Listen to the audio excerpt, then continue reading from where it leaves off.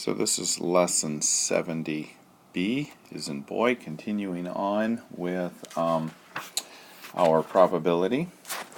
Now, one of the things that you want to, let me get the table back on here. Okay, so there's our table. One of the things I want you to recognize here is how many times each of these numbers shows up. So let's say that you're rolling a dice, two dice, and you want to look at the possibility of getting a 12. Well, the only way you're going to get a 12 is if one of the dice is a 6 and the other one's a 6. But if you wanted a 9, you have all kinds of options. A 6 and a 3, a 5 and a 4, a 4 and a 5, or a 6 and a 3. You've got all kinds of, you've got 4 different ways of getting a 9. Let's look at the 7. The 7 occurs 6 times. So if you're ever rolling dice and somebody says, what number do you want this to roll to? You're going to pick 7 because you have 6 chances of getting the 7. You've got the highest probability of getting the 7 when you roll those dice. So anyway, it occurs a lot more often, a 7 does, than any of the other ones do. Alright, so now let's look at the second part of that example.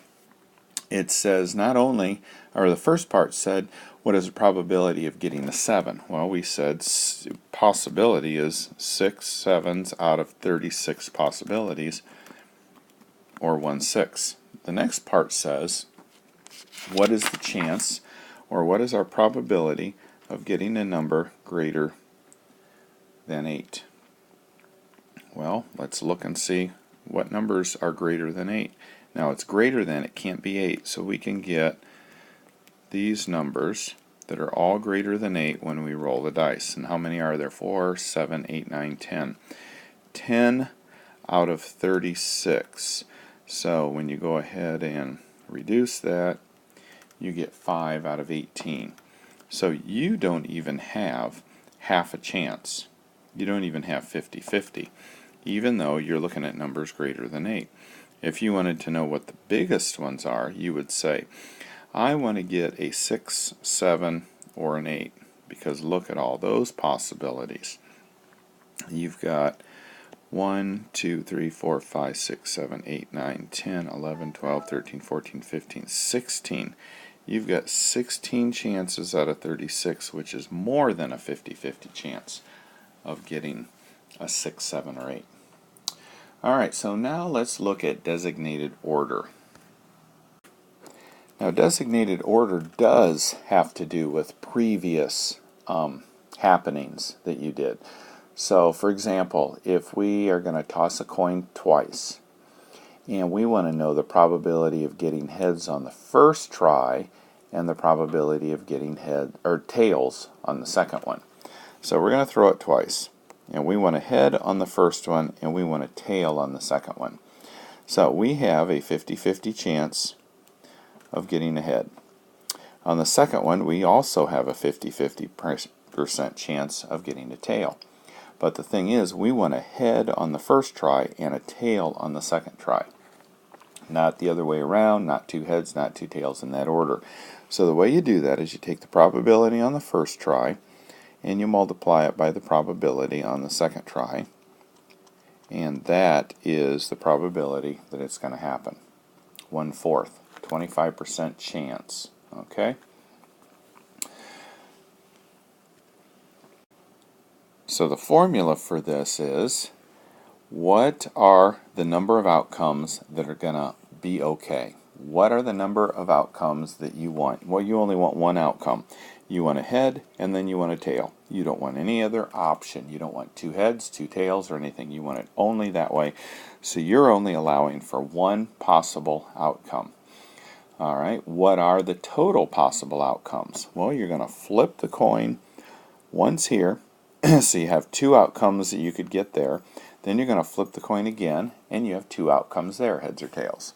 So when you add those 2 together, you get 4 possible outcomes, and that's where the 1/4 comes from. So let's look at example 70.5. So a fair coin is tossed 4 times. So we toss it 4 times, and what is the probability that the first 2 times it comes up heads, and the last 2 times it comes up with tails. So are you given an option for it to come up any other way? No, you're only asking for it to come up one particular way. Head, head, tail, tail. There's no other possibility there. So I have 1. You flip it there, you have 2 outcomes. Flip it there, and flip it there. So you want it to come out heads in the first one, heads in the second one, tails, tails. Okay, these are the only outcomes that you're asking for. You're going to get 1 outcome, 2 possibilities, 1 outcome, 2 possibilities, etc. Once you flip it all 4 times, then you multiply the numerators, multiply the denominators, and there's your possibility of getting a head, head, tail, tail. And the way that's written is, what is the possibility of head, head, tail, tail? And that equals 1 over 16. Okay, let's do one more, and then we will be done with this lesson on probabilities. Alright, so example 70.6, we have a spinner, and it's divided into 4. And we have our little arrow spinner thingy on it, and we're going to spin that little spinner.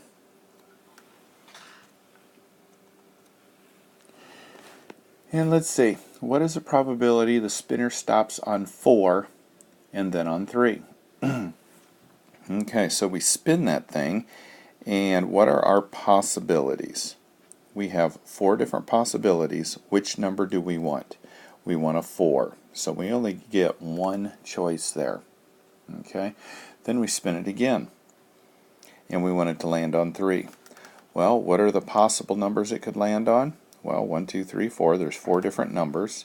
And what do we want it to land on? 3. So we only want it to land on 1 number. Okay, don't put a 3 up there. We want it to land on 1 number. We don't care what these numbers are. We just know that we have a 1 out of 4 possibility. So if we want them to land on a 4 and then on a 3, we put 1/4 times 1/4, and we get 1 over 16. Okay, that's the hard thing sometimes about doing these, is so many times students look at the number they're wanting it to land on, and they use that for these numbers up here. And we're not interested in the particular number as much as we are on what is the possibility that it will land on that number. So we have 1 possibility out of 4 options here. Okay, so that's what we're concerned about. That's how we get the 1/4. Alright, so that's it for lesson number 70.